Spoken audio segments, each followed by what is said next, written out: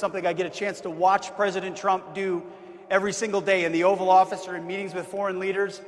Sometimes you step back and you go, why did he take that approach? And then he said, well, if you filter it through the lens of America first, that's exactly what you would do. That's how you would handle the situation. So it's peace through strength, America first, and the third one is just common sense. You could benefit from a lot of common sense. We don't do the political correct nonsense. And that's what we've tried to insert into the pillars of what the War Department is about. I gave a little speech a couple of weeks ago to senior generals and admirals and senior enlisted. And it was about the warrior ethos, which to me is just common sense in a military context. It's an understanding that we should be good at the basics and not be distracted by things that aren't a focus of warfighting. Get back to readiness, get back to accountability, training, warfighting, lethality, the basics, discipline, and not try to do other things with our formations. And that's why I've always said, and it's not a political statement, it's a military statement. The dumbest phrase in military history is that our diversity is our strength. Because I look out in this audience and I see a lot of different Americans from a lot of different backgrounds. Rich, poor, country, city, black, white, male, female, groups from all different backgrounds. But what makes us strong is not our differences, it's our unity of purpose. It's our shared mission. It's our oath to the Constitution. It's the fact that we will fight for each other, for the man and the woman and the right on our left, in ways the American people oftentimes can't quite understand. It's hard for civilians to sometimes understand that ethos, that understanding that I will give everything up to and including my life for this mission and for the men and women I serve with. And it's not about the differences of our background, it's about red, white, and blue. It's about who we are. And President Trump puts it simply. He said, we're back to a meritocracy. We're colorblind and gender neutral and merit-based. We want the absolute best in any way, in every profession, across the board, regardless of your background. To me, that's the establishment of the warrior ethos. That gives NCOs and leaders the ability to say, here's the standard, let's go meet it. Nothing else is in the way. And when you do that, you create inside your formations the fighting spirit necessary to do really difficult things. Really difficult things that most people can't connect to and don't understand. In the dead of night, the fog of war, on the Korean Peninsula, on the DMZ, which we had a chance to see, split-second decisions that most people in air-conditioned offices can't relate to. You've got to have that fighting spirit and that understanding of discipline in order to be comfortable and confident inside those moments with your formations. That's our job to give you, is that kind of confidence by restoring the warrior ethos. Second thing we're doing is we're rebuilding the military. We've spent historic amounts of American taxpayer dollars on beautiful equipment, and hopefully on making your lives better as well. It's not just about the systems. Yes, we're the most powerful, the most lethal, the most prepared military in the world. But it's also about ensuring the quality of life, the pay, the basics, the barracks. You name it, we're trying to address it so that when Americans raise their right hand to serve, they have the very best. Not only are you not in a fair fight ever because you've got the best equipment, but you're the most prepared and most taken care of as well. That's one of our promises and our commitments to you at our office, is that we care about delivering that. So when you look at budgets and spreadsheets and everything, yes, it's about the best fighters and the best bombers and stealth and hypersonics and aircraft carriers and submarines. You name it, we're investing in it because the next generation is going to have the best. It's also about setting you up for success because you are our most effective weapon. So it's restoring the warrior ethos, rebuilding our military, and then reestablishing deterrence. For the last couple of years, there have been some big moments on the world stage where America hasn't quite looked so good. Whether it's the debacle in the way we left Afghanistan, or it's what happened on October 7th with Hamas thinking they could take advantage, or the war in Ukraine, which never would have happened under the first administration of President Trump. Our enemies saw weakness, took advantage. And President Trump has given me the mandate to say no more. The world will understand where America stands. Take, for example, the Houthis It's been a principle for a long time that freedom of navigation is something that the United States of America maintains. Our ships can sail in international waters without being contested. And suddenly that was contested, and we weren't sailing in certain places because of pirates. And President Trump said, no, we're going to make sure freedom of navigation is reestablished.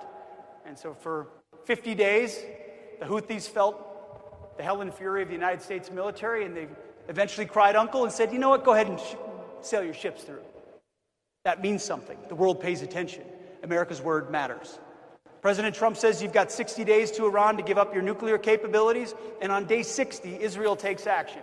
11 days later, 7 B-2s fly for 37 hours from Missouri in the United States of America over Iran, drop 14 precision 30,000-pound bombs down shafts the size of half this carpet in the middle of the night without our enemies ever detecting them. In fact, not a single enemy radar or fighter or even the media knew what was going until President Trump put out a truth in the dead of night, saying we've already been in and out and destroyed your nuclear capabilities. That is reestablishing deterrence.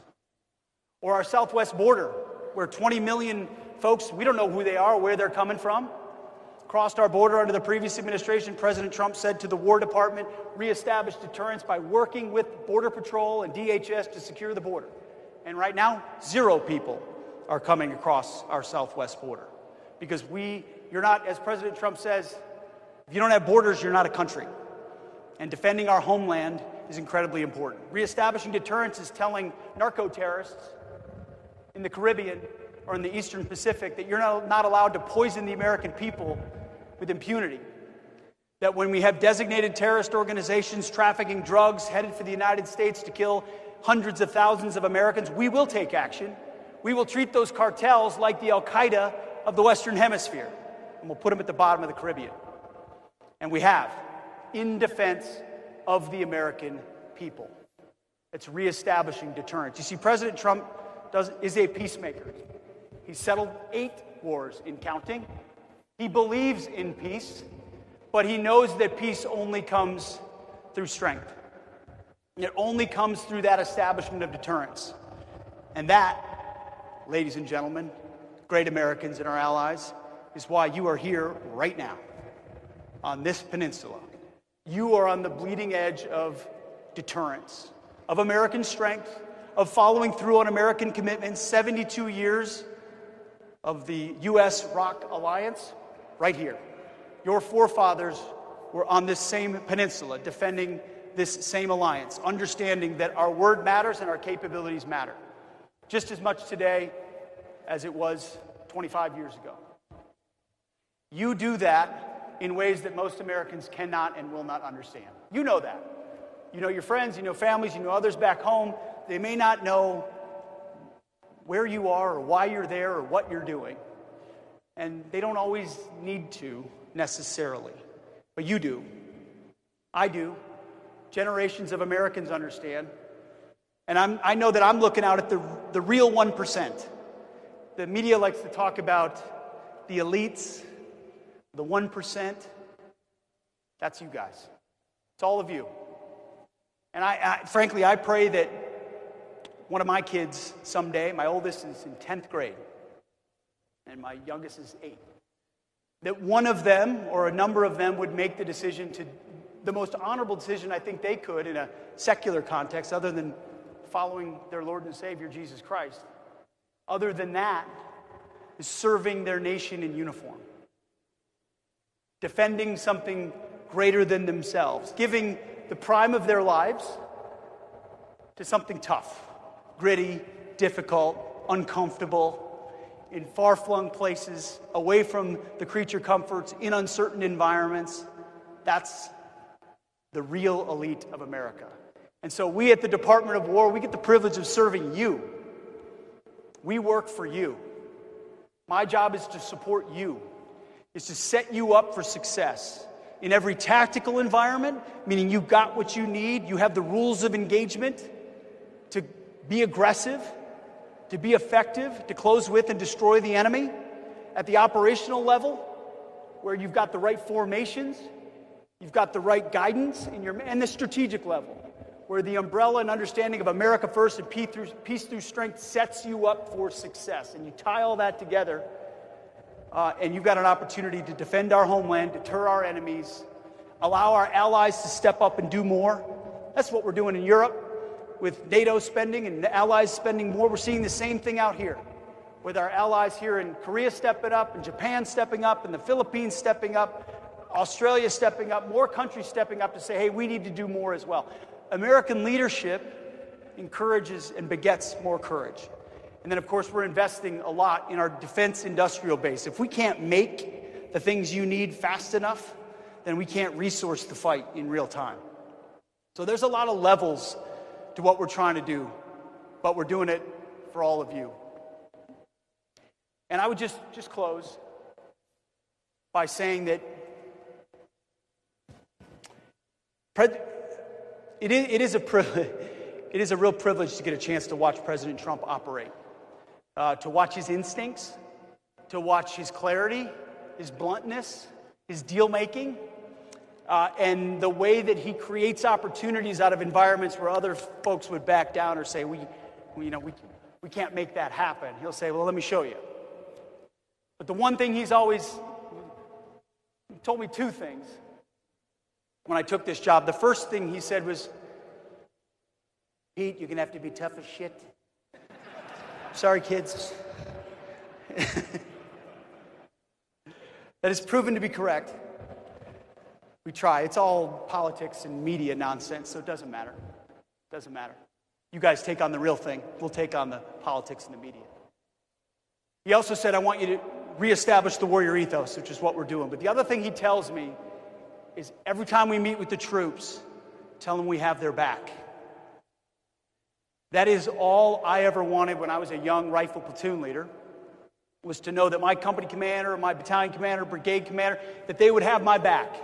If I was in a challenging situation, if I needed a medevac or I was on an offensive or no matter what, if a tough decision had to be made, that they would back me up.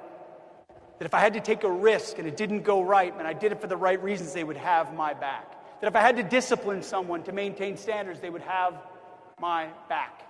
Made a challenging decision, have my back. And I can tell you, your commander-in-chief has your back. I have your back. He tells the troops all the time when he sees them, I love you. And he does, and I feel the same. It is a love and a depth of appreciation for what you do that drives us every single day at the War Department. And we didn't rename it for show. We renamed it because war is something very decisive. It's something you do with a clear objective. It's something you choose to do. Defense can become nebulous and nonstop without clarity. If you choose to go to war, it's because you've decided to defend the interests of the United States of America.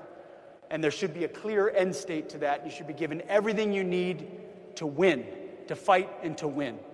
So that's why we believe in the War Department, in the warrior ethos, and having your back in the process. So if you would, tell your wife or your husband, your father or your mother, tell them how much I appreciate them as well for supporting you. No soldier, no airman, no Marine, no sailor, no guardsman, no ally serves by themselves.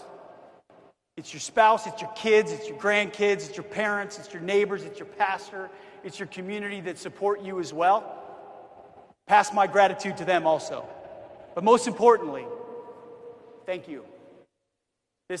We were tired. It's been a long trip. Kind of ready to go. But then I knew this was here, and it's going to energize the heck out of all of us. And you've got great leadership here in General Brunson, and you got to hear from Chairman Kane. A B-2 strike doesn't happen without a guy like that that understands how to put it all together. We've got incredible civil-military cooperation, which gives us an opportunity to do the kind of big things that we need to do in this moment with a big, bold president to make sure America is positioned for the next fight, whatever that may look like, that next enemy that takes us on. Our job is to make tough calls and, in the process, set you up for success. So thanks for everything you're doing. God bless you. God bless everything you do, and we will have your back. Thank you. Appreciate it. Thank you.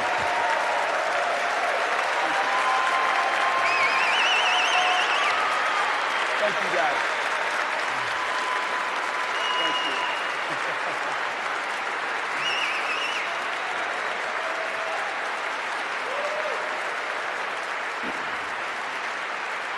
Come on up. You want to bring them up?